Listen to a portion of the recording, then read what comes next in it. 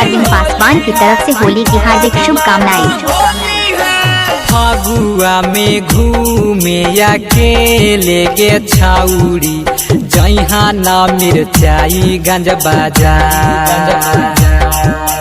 फगुआ में घूमे अकेले गे छाउरी जहाँ ना मिर्चाई गंज बाजार।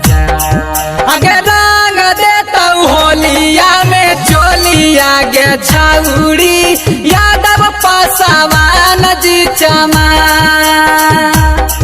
अगर रंग देता होलिया में चोलिया गे छाउरी यादव पासवान जी चमा। रहरी के तीन पाता तीनों का चना रहे। रहरी के तीन पाता तीनों छितारा रहे। भाऊजी के तीन बहिनिया तीनों के तीनों खेला रहे। भाऊजी के तीन बहिनिया तीनों के तीनों खेला रहे। लाल जी लाल रंग कोरी करी का बाबू साहेब दे तो बाजार। लाल जी लाल रंग कोरी करी का बाबू साहेब दे तो बाजार। के काट ले तो गोरे गोरे गलिया गे छाउरी यादव पासवान जी चमा। के काट ले तो गोरे गोरे गलिया गे छाउरी यादव पासवान जी चमा। रात वाला मुआ दिहले गाड़ी हो तरकारी के बिना ना। रात वाला मुआ दिहले गाड़ी हो तरकारी के बिना ना। तरकारी के बिना ना हो तरकारी के बिना ना।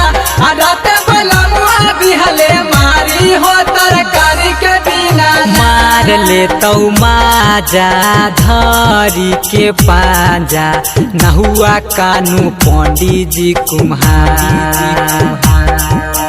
मार ले तो माजा धरी के पांजा नहुआ कानू पंडित जी कुम्हार। के काट ले तो गोरे गोरे गलिया गे छाउरी यादव पासवान जी चमा।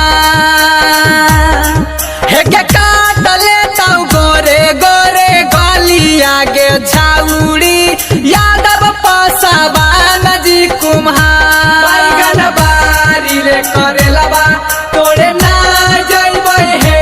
बैगन बारी रे करेलबा तोड़े ना जइबै हे। ना जइबै ना जइबै जइबे करबै हे। बैगन बारी रे करेलबा तोड़े ना जइबै हे। बाभाना के बेटा बा चाट लेतो होठाबा लेतो बेलादार जी उधार।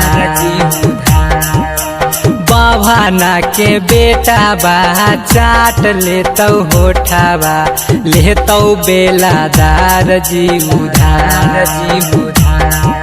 गे फार देतो होलिया में चोलिया गे छाउरी बैजू रौशन मोहित कुमार।